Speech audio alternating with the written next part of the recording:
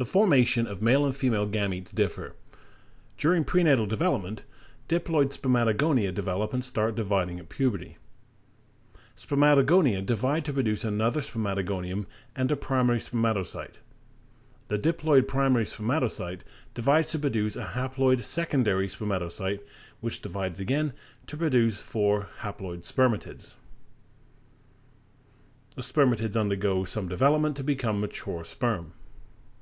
The process of gametogenesis in males is constant from puberty onwards. Females are a little different. During prenatal development, the 2 million or so oogonia divide to become primary oocytes, which initiate the next round of division but are arrested during prophase 1. At puberty, 1 primary oocyte divides to become the haploid secondary oocyte. Meiosis II begins but is arrested in metaphase 2. The second meiotic division isn't completed until a sperm tries to fertilize it in the oviduct following ovulation. The asymmetrical cytokinesis that occurs at each meiotic event causes only one viable cell product. The other cell, called a polar body, is too small to support itself and degenerates. The resulting ovum following meiosis II is therefore quite big, large enough to provide enough of a nourishing environment for the developing zygote.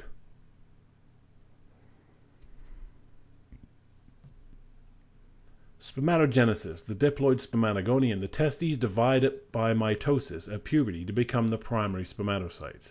A part of prenatal development, the testes produce diploid spermatogonia during the development of the primary sex characteristics.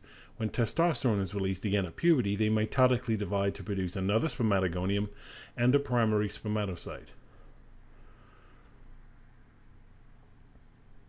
Meiosis I yields haploid secondary spermatocytes. Meiosis II yields haploid spermatids that mature into sperm cells. No further division occurs. After several weeks they degenerate. Their numbers are held constant by the continual division and formation of spermatogonia. Oogenesis. Oogonia develop prenatally and divide to become primary oocytes. At the end of the first trimester, there are around 2 million oogonia. The primary oocytes start the process of meiotic division but are arrested in utero in prophase 1. At puberty, 1 primary oocyte a month divides to produce a haploid secondary oocyte and a polar body. The polar body is a result of asymmetrical division of the cytoplasm. The smaller meiotic product ultimately degenerates and dies. Fertilization triggers the second meiotic division, producing the ovum and another polar body. Another round of asymmetrical cytokinesis produces a very large ovum that now has enough cytoplasm to nourish the initial stages of zygote development. Abnormal meiosis. When chromosomes don't separate during anaphase of meiosis, non-disjunction occurs. While possible in any type of cell, when it comes to meiosis, it's typically more prevalent in females. In this slide, non-disjunction has occurred during the first meiotic division. Instead of separating homologous pairs, one pair migrated to the same pole instead of opposite poles. The resulting cells are all affected. 2 have 1 extra, n+1, and 2 have 1 too few, n-1. If any of these are fertilized by a sperm cell, the resulting organism will not be diploid and instead be either a polyploid, having 1 too many chromosomes, that's a 2n+1, or trisomy, or aneuploid, having 1 too few chromosomes, 2n-1, or monosomy. If these individuals make it to birth, there are significant developmental abnormalities. The least of these is an individual with an extra chromosome number 21, Down syndrome. Non-disjunction during the second meiotic division reveals abnormal cells in half of the resulting sex cells. This is because the sister chromatids failed to separate during anaphase 2 of meiosis II. So 2 of the resulting cells can fertilize normally, but 2 would cause the same problems as before if fertilized. The incidence of people born with disorders resulting from non-disjunction increases as the mother ages. This is likely due to the length of time her primary oocytes have been in that suspended state since her own fetal development. So in meiosis 1, non-disjunction occurs when homologous chromosomes fail to separate during anaphase 1. All cells are affected. 2 are n+1 and 2 are n-1. Non-disjunction in meiosis 2 occurs when sister chromatids fail to separate during anaphase 2. Only 2 of the 4 cells are affected, n+1 and n-1.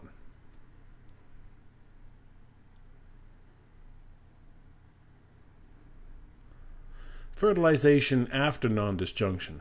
Polyploidy, an example of which is 2n+1. Trisomy 21 is an example of polyploidy and will produce Down syndrome. Aneuploidy is a 2n-1, an example of which is monosomy X, a condition called Turner syndrome. It's very important you know how to diagram out the process that results in a birth of a person who is a product of non-disjunction. When considering meiosis, know how to apply your knowledge beyond the confines of human reproduction. Plants undergo sexual reproduction too. A watermelon is diploid, its gametes are all haploid. To purposely create a non-disjunction event, scientists use chemicals to create tetraploid, 4N, watermelons which produce diploid gametes. Crossing a diploid watermelon with a tetraploid watermelon produces a triploid product. That is, N plus 2N equals 3N. The 3N plant develops fruit, but the extra pair of homologous chromosomes prevents synapsis, so viable seeds are not produced. Hence, seedless watermelons.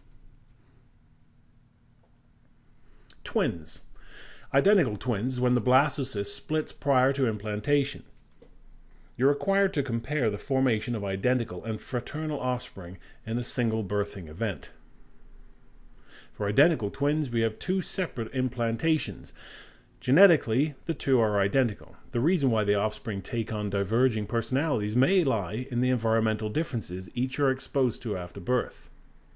Fraternal twins have more than one primary oocyte divides and is released at ovulation, or a second ovulation event. Each oocyte is separately fertilized by separate sperm, and each resulting blastocyst implants independently. 2 brothers, 2 sisters, or 1 of each can occupy the same uterus, but are as genetically different as any other siblings.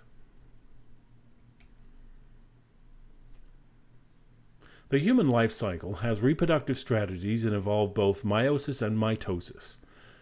Chromosome number changes in sexually producing organisms due to 2 events, meiosis and fertilization. Sex cells are produced by the adult organisms by meiosis, cells that have half the number of chromosomes. While the genetic information in these haploid sex cells have all the genes, in sexually reproducing organisms like humans, only a diploid complement of chromosomes is necessary for independent existence.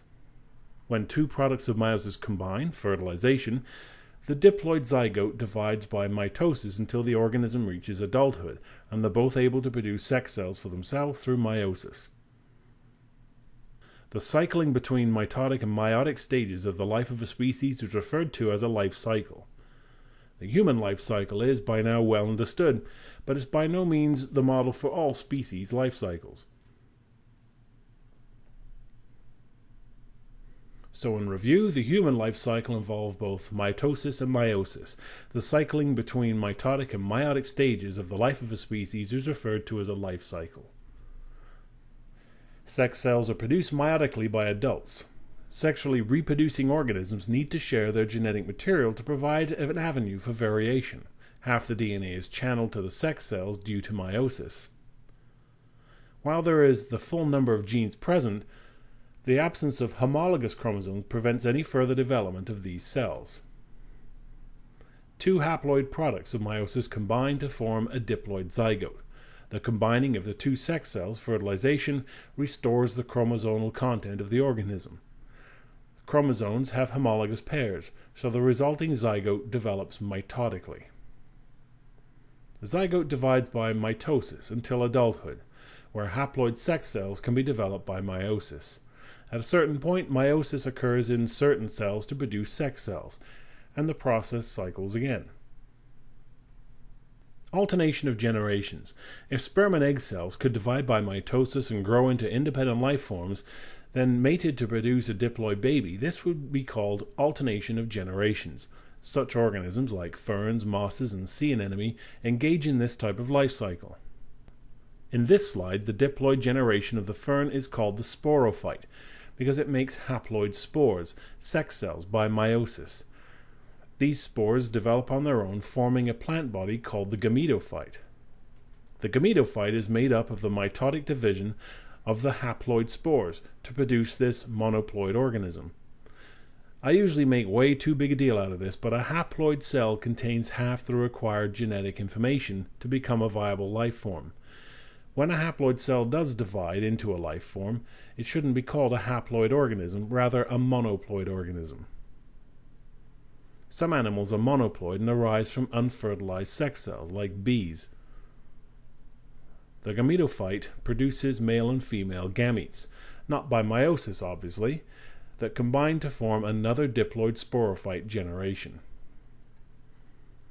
All plant life cycles include a sporophyte generation and a gametophyte generation, but one generation is typically dominant over the other. Vascular plants, those that have xylem and phloem, are predominantly diploid sporophytes, while non-vascular plants like mosses are predominantly monoploid gametophytes. So to review, alternation of generations is where the diploid sporophyte produces haploid spores. The spores divide by mitosis to produce a monoploid gametophyte. And the gametophytes produce male and female gametes which fuse at fertilization, producing the next diploid sporophyte generation. The McGraw-Hill text goes into specifics about the predominantly sporophyte generation of the conifer, a vascular plant, and the predominantly gametophyte generation of moss, a non-vascular plant, and even the alternating sexual cycle of the jellyfish. It makes for interesting reading and pads out your science background. Reproductive strategies. Prokaryotes, bacteria, are single-celled organisms with no nuclear membrane to house their DNA. They don't undergo mitosis as such, rather binary fission. Two copies of DNA attach to the cell wall as the cell divides. Budding, a complete but miniature version of the parent, grows out of the parent's body before separating to become an individual organism. Vegetative reproduction. Runners are stems that grow out of, say, a strawberry plant or a spider plant that land in the dirt next to the plant. The runner cells differentiate into roots and begin the next plant. Fragmentation.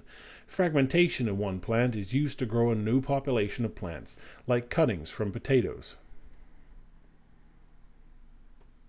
By taking plant cuttings from asexually producing organisms, the selective breeding of plants with desirable traits ensures predictable outcomes. This type of artificial cloning lacks any amount of glamour. Cloning in sexually reproducing organisms bypasses the sexual aspect of reproduction. Breaking cells away from the morula and allowing them to implant separately only ensures the offspring are identical. It doesn't guarantee the traits of one of the parents has been successfully passed on. So why not take a diploid cell from one of the parents and allow that cell to grow into another organism? Adults still have some stem cells that could potentially differentiate into almost any tissue or organ.